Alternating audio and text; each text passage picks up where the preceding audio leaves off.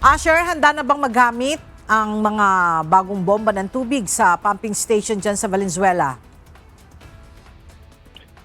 Yes, Ella, 3 buwan na mas maaga ang schedule na inaasahan nilang gagana na yung karagdagang bomba ng tubig dito sa Wawang Polo Pumping Station.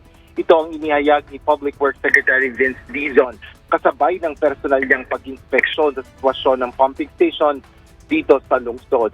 Bukod sa napakataas na tubig baha sa Polo River ay hindi lumalabas ang tubig mula or papunta sa May Kawayan River at Tulya River na siyang nakakonekta sa Manila Bay. Ito ang sitwasyon or dating sitwasyon sa Polo River dahilan ng pagbaha sa iba't ibang lugar sa Valenzuela City.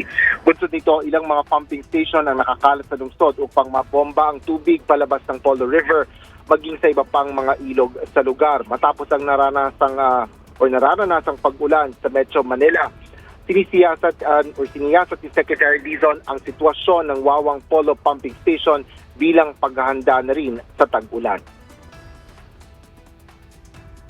Nagdagdag tayo ng dalawang malalaking mga bomba dito, no, equivalent to, nagpapump siya ng 5,000 liters additional, 5,000 liters per second from Polo River sa Valenzuela palabas ng May Kawayan River dito sa Bulacan.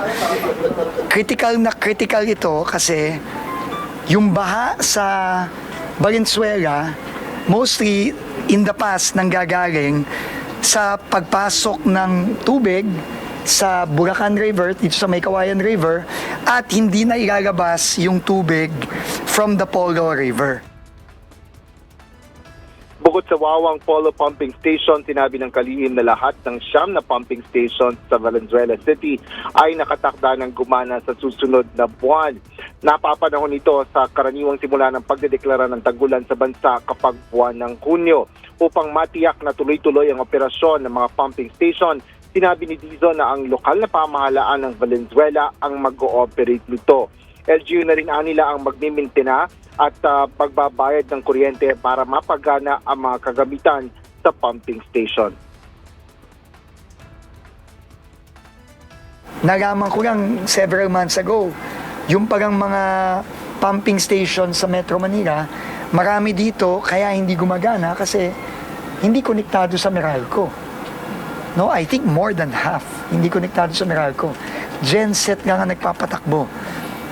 So ngayon, LGU will guarantee konektado siya sa Meralco, will guarantee yung maintenance nito, yung operational expense, LGU na rin na magbabayad para masisigurado natin na tuloy-tuloy ang operation at hindi masisira.